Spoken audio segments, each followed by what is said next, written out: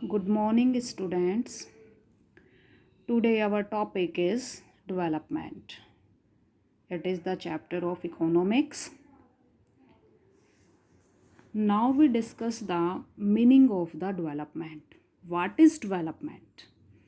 Development in Hindi means vikas. Development apply to all round development of a country. Means के पूरी country का all round development हर field में.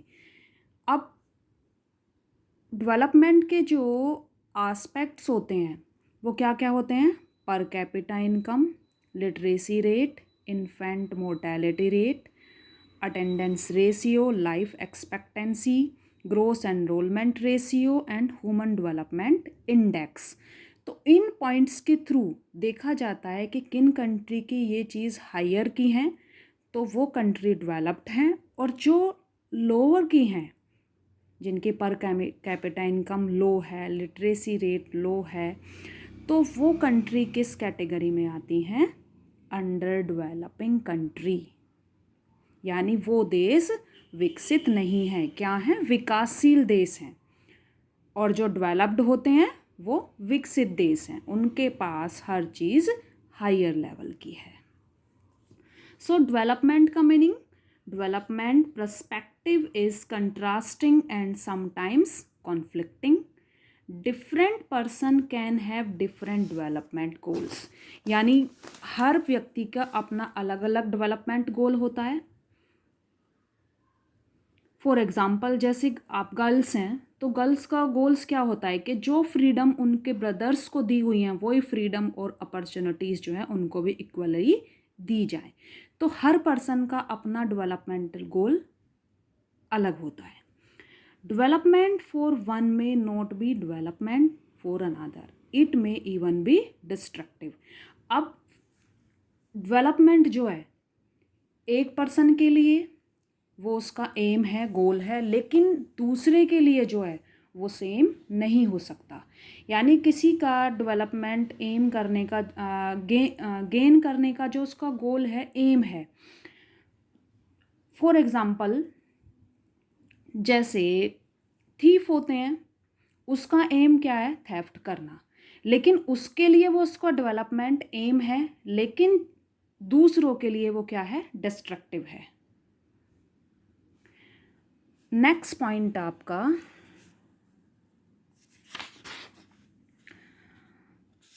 What development promises different people different goals. यानी हर person का अपना अलग अलग गोल है, जिसका मैंने आपको अभी एग्जांपल बताया. अब नेक्स्ट पॉइंट है आपका इनकम एंड अदर गोल्स.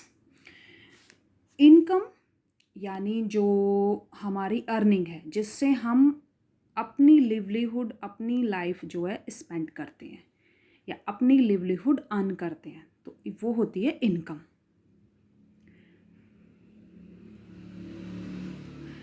अब इसमें देखो, हर पर्सन की अपनी डिज़ायर होती है कि उसको रेगुलर वर्क मिले, अच्छी वेजेस सैलरी मिले, और जो फार्मर्स हैं तो उनकी भी ये डिज़ायर होती है कि जैसे उन्होंने क्रॉप्स ग्रो की है तो उनको अच्छे से उसके प्राइस मिले. तो सबकी अपनी अपनी इनकम है और उनके अपने अलग अलग गोल्स हैं.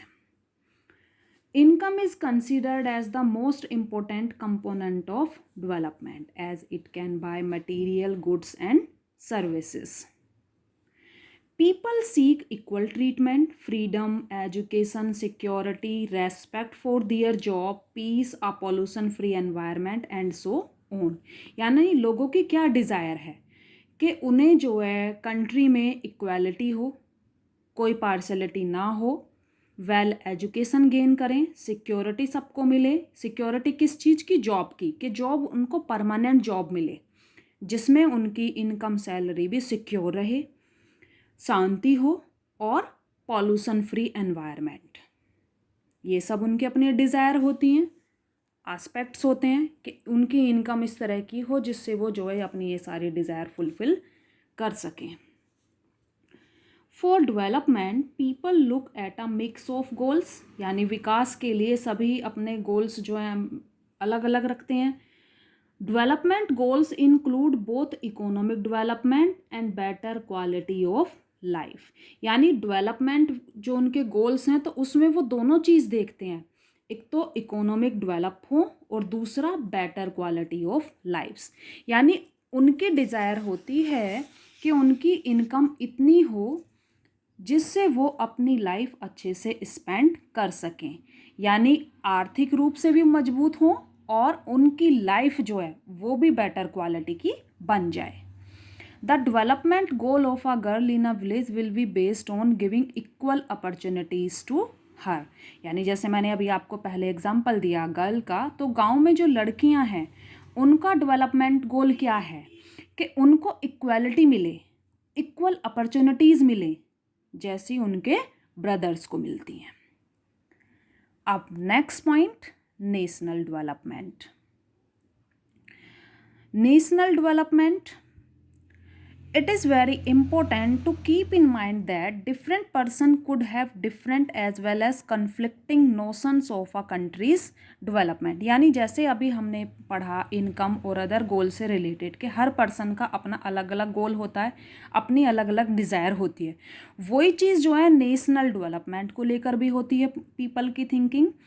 The individual seeks different goals and the motive of national development is like to be different। यानी हर इंडिविजुअल पर्सन का हर अपना अलग गोल होता है, उसी के अकॉर्डिंग उनके मोटिव्स होते हैं और उसी के अकॉर्डिंग उनके डेवलपमेंट करने के डिफरेंट वे होते हैं।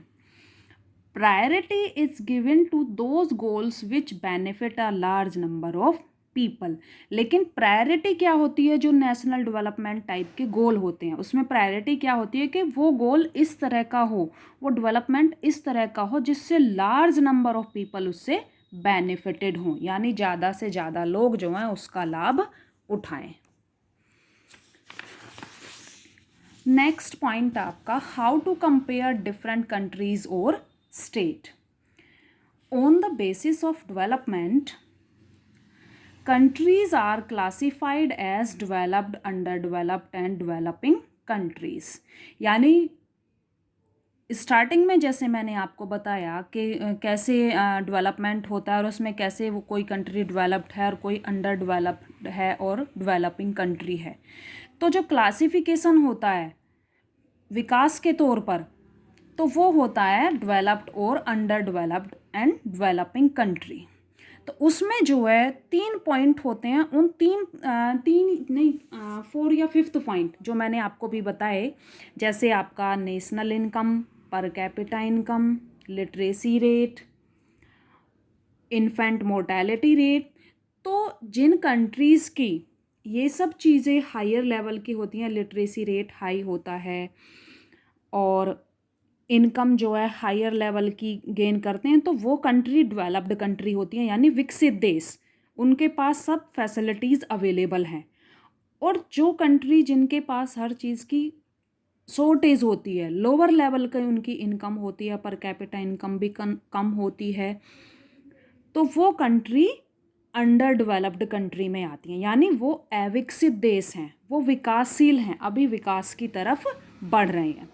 तो first point, national income. National income is the income of all the residents of the country over a period of time. It is also known as total income. यानी national income क्या होती है कि country में जितने भी residents होते हैं, जितने भी लोग होते हैं, एक पीरियड होता है, एक पीरियड यानी जैसे 1 ईयर, 5 ईयर या 2 ईयर में जो है पूरी कंट्री की नेशनल इनकम जो है कैलकुलेट की जाती है और फिर उससे रेशियो निकाला जाता है कि कितने परसेंटेज जो है कंट्री की टोटल इनकम हुई। Countries with higher total incomes are considered to be developed countries, for example USA, UK, Japan. यानी जब नेशनल इनकम कैलकुलेट की जाती है और जब उनकी नेशनल इनकम किनकी, जिन कंट्रीज़ की जो कैलकुलेट की हैं वो अगर हाई होती हैं तो वो कंट्री किस कैटेगरी में आती हैं, डेवलप्ड कंट्रीज़ में, जैसे for example USA, UK, Japan.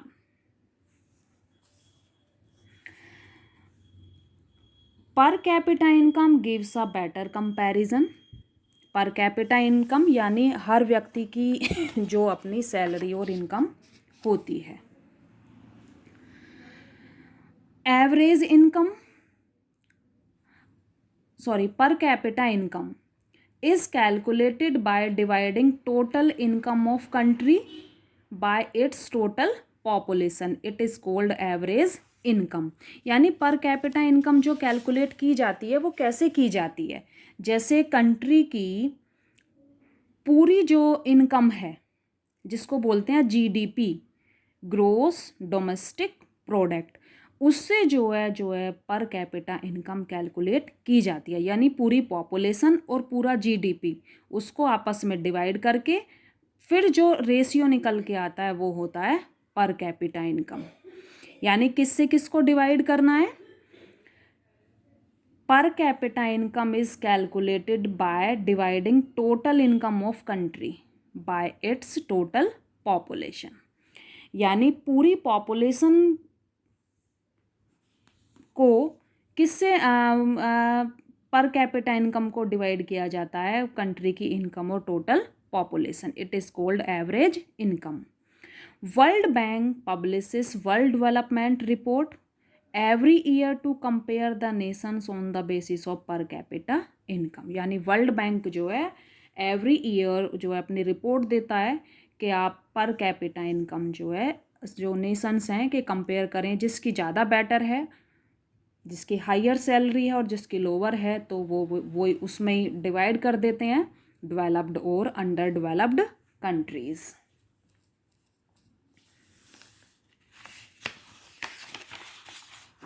Next point, income and other goals, other criteria. The development level of nations or regions should be judged on the basis of other attributes besides income. Other basic facilities and quality of life also matter, and these should be properly counted for development. Infant mortality rate lowest in Kerala and highest in Bihar.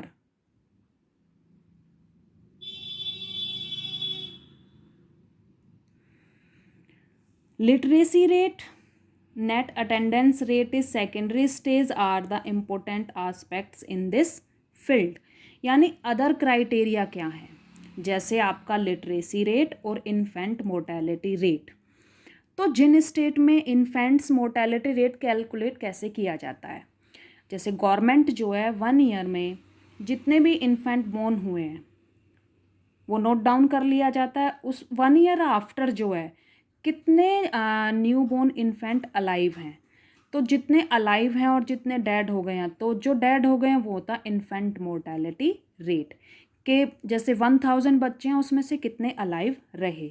अगर ज़्यादा रहे तो higher है और कम रहे तो lower है। फिर लिटरेसी रेट में भी कि अगर कंट्री का लिटरेसी रेट हायर है तो वो हायर लेवल का है कंट्री या नेशन, यानी वो डेवलप्ड है, और अगर कम रहा तो कितना है? लोअर लेवल का, यानी वो अंडर डेवलप्ड कंट्री है। तो इस तरह से जो है कैलकुलेट किया जाता है कि वो कंट्री डेवलप्ड है या नहीं। पहले हमने इनकम का पढ़ा, अब इसमें देखिए एग्जाम्पल में explanation of some of the terms used in this table. Infant mortality rate indicate the number of children that die before the age of 1 year as a proportion of 1000 live children born in that particular year. Literacy rate measure like the proportion of literate population in the 7th and above age group. Net attendance ratio is the total number of children of age group 14 and 15 years attending school as a percentage of total number of children in the same age group.